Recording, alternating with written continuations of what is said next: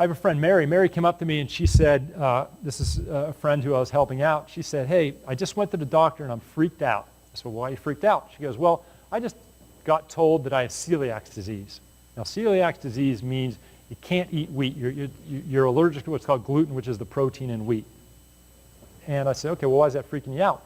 She goes, well, everything I eat, I eat bread. I eat bread for breakfast. I eat pasta for dinner. Every one of my meal, I have wheat in there. So it's freaking, I don't know how I can change my whole eating habits for the rest of my life. That's very intimidating. It'd be very intimidating to me. So I said, okay, well, you don't have to change your eating habits for the rest of your life. She goes, well, what do you mean? I said, you only have to change your eating habits for the next 2 days. We're going to do a 2-day experiment. So is it difficult to change your eating habits for the rest of your life on a main staple? Yes, it is. Can I change my eating habits for the next 2 days? Yeah, that's pretty easy. I can do that. So we went through a 2-day experiment. She's like, you know what? It wasn't that bad. I got to figure out. So this is what worked well. This is what didn't work well in my experiment. Okay, so let's do a 5-day experiment. Let's remember what we did well, and let's change what didn't work well. And then we did a 5-day experiment, and then we did a 7-day experiment, and now she knows. And then she eased into it.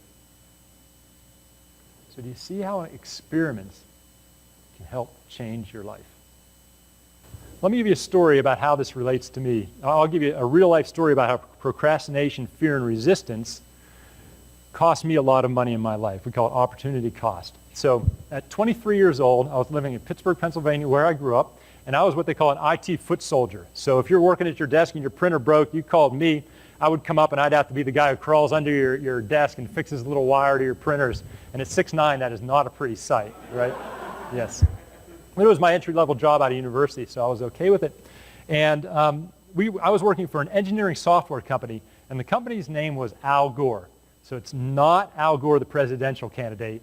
It was ALGOR, stands for algorithm. So it's an engineering software company. And I got up, I went to the server room, and I saw, and Rob Anderson, no relation, but it was our IT director, one of the traditional Coke rim glasses. I think Beth Z probably knew him back in the day. Great guy, super intelligent.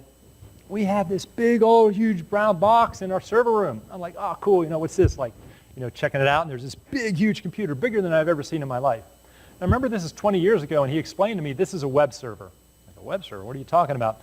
So he starts to explain what the internet is. And we were literally one of the handful of companies that were on the internet 20 years ago, because it was an engineering software company, very forward-thinking type people. And I said, oh, and he starts explaining web pages, et cetera. And I said, well, how do people know where to go? And he goes, well, they go to www.algore.com. And I go, oh, so we automatically get our company name. He goes, no, you actually have to register it with Network Solutions. So I'm thinking, wow, man, this internet thing may really catch on, right? It makes a lot of sense to me. I go, why don't I get, and this is a true story, I go, why don't I go out and get Coke.com and Pepsi.com? Because once it gets rolling, these companies are going to want their own domain name.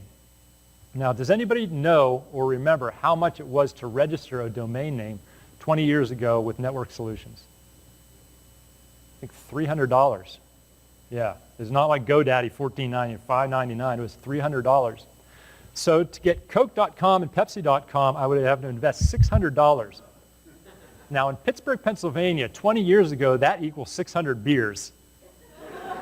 Yes, which was a lot of beers for me. For Mac, that's maybe 2 weeks, but for me, that was a couple months, right? And so I made the decision not to do it. Yes. Because if I did do it, I probably still would be a professional speaker today. But instead of flying Southwestern out of the United States, I'd probably have my own private plane. But that's just one little case of where this resistance, where this fear held me back in my life. I'll give you another example, another story that happened to me. So I went to a networking event. We all go to networking events, right? And so I drop off my car. I was alone. I go to this networking event. I walk over and I see this semicircle of 3 people standing there, and I could tell by their body language they didn't really know each other. So it's the perfect opportunity for me just to go and slip up and start chatting with people. So I go up, and out of the corner of my eye, I spot the bar.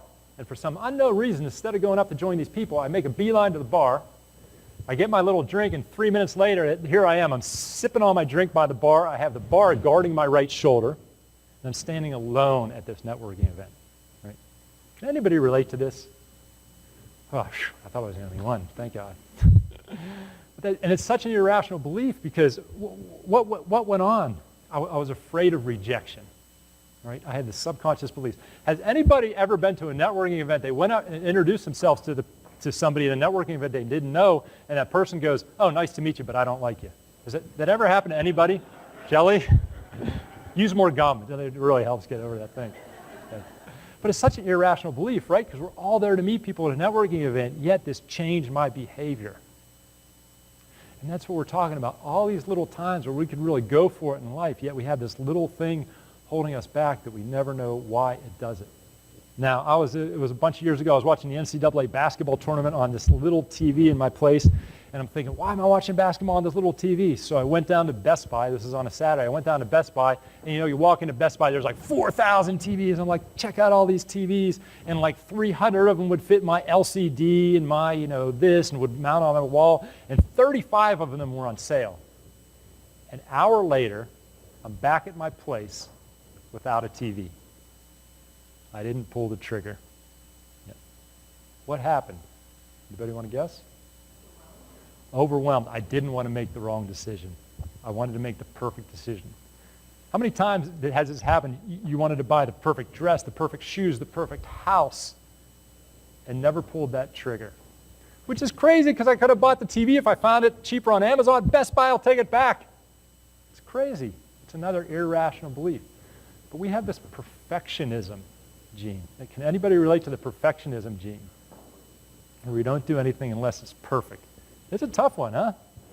I presented in Birmingham, Alabama, and I go out to dinner with a couple of the guys after I presented. And the one guy said, yeah, I'm pretty happy with myself. I'm getting out of my comfort zone. I'm going to take an acting class. Oh, I said, hey, that's cool. That is really out of your comfort zone. He's a 55-year-old guy, and it's something he never did before. I go, okay. So tell me about the people in your class. He goes, well, they're all, pretty experienced actors. I said, okay.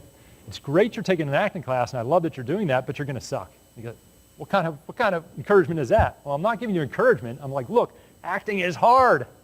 And if you go to an acting class with your expectations that you're going to be a good actor, you're not going to meet those expectations, especially with a bunch of experienced actors there.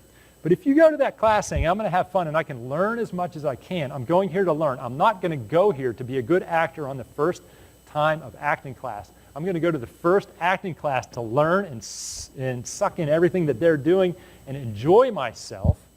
What do you think is going to work better?